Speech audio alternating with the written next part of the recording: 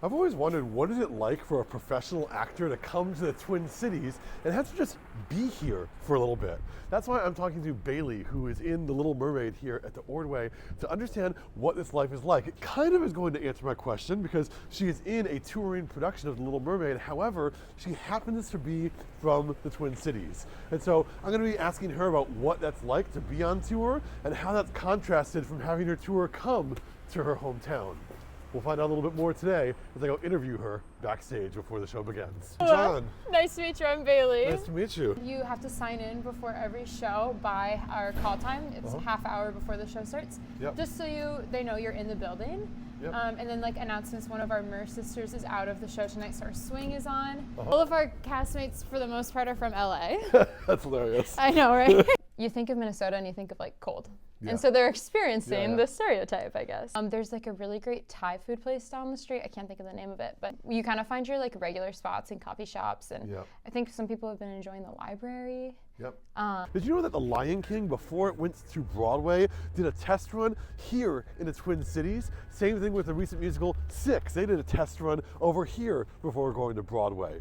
These theaters compete ferociously with one another to find out who can get the best ticket sales. And at Christmas time, that competition reaches a critical mass because places want to get that Christmas tradition going. The Guthrie has the Christmas Carol. The Children's Theater has the Grinch. The St. Paul Chamber Orchestra has the Messiah. But here at the Ordway, they are doing Little Mermaid. They like shuffle around with the mermaid costume. So our tails are quite long. Our Yep. fins are quite long.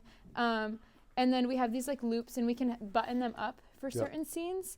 But it's definitely, when I first got the fin on, they were like, be careful because it's kind of silky and it gets caught under your foot and then you can kind of slide. So it's like a part of the rehearsal was learning how to use that. There's a moment where Sebastian comes on stage for the first time. And I remember the first night we performed in Lincoln, he just walked on stage and everyone started cheering because like everyone loves Sebastian, right? 2,000 elementary through high schoolers who were very enthusiastic. At one point, our Prince Eric was off stage and he goes, after his big solo, they're like, I love you, Prince Eric. Like they're at like a Justin Bieber concert. Your schedule is bananas from what I can see. So November 3rd, we closed Bonnie and Clyde. I packed all my things and then I flew out the next morning to LA. We started rehearsal the next day.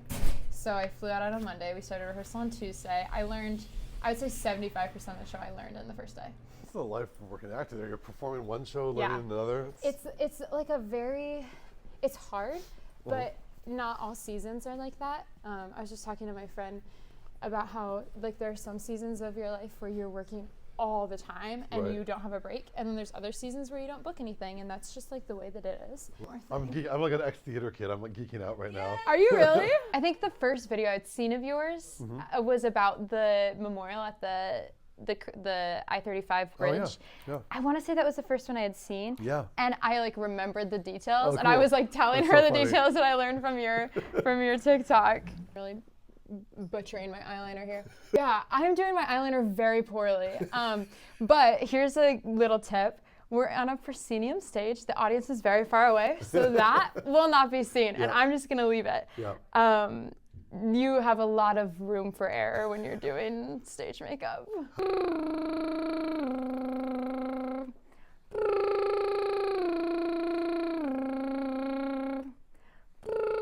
I guess. And do you follow Sarah Priebus on TikTok or Instagram?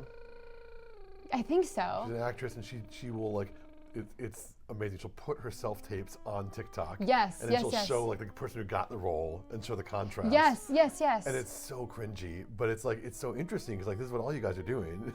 You're all doing these like, forgive me, but cringy self-tapes. That's they are cringy. What it is most of the time, right? And I will say, we have like a big company group chat, and a lot of times it's like, oh, can I borrow like a tripod to film this? Constantly, these people are filming self-tapes for the next job. You have to be very intentional about separating your work from your life and having like I'm a really big Vikings fan. Oh, yeah. And that's been my, like... Oh my God, let's talk about that. Can we please? Can we please? Sam Darnold, right? Yes! I'm a huge Vikings fan, and it's been something in my life, my whole life. Yeah. When Justin Jefferson was first, like, rolling up, and... Wait, so you have shows going when there are games on? Yes. Are you running, like, over to see the score? Oh, I have YouTube TV, and I always have it up. And it was the game, I want to say against... It was a game we lost. Lions, yeah, we lost the Lions. It was that game, and I'm sitting backstage. I wasn't on stage yet, and I'm sitting there watching the game. Someone took a picture of me, and then I was like, "Wait, I'll do the skull." But like, I play fantasy football. Like, I'm a big fan. But it gives you something to think about that's not dancing and singing. Yeah, I actually, there's so many similarities between what you're talking about with traveling and my life as a tour guide, where I was on a bus waking up in a new country every day with a group of 50 people. I had a Vietnamese restaurant I went to in Nice, France, every time we came through. Yeah.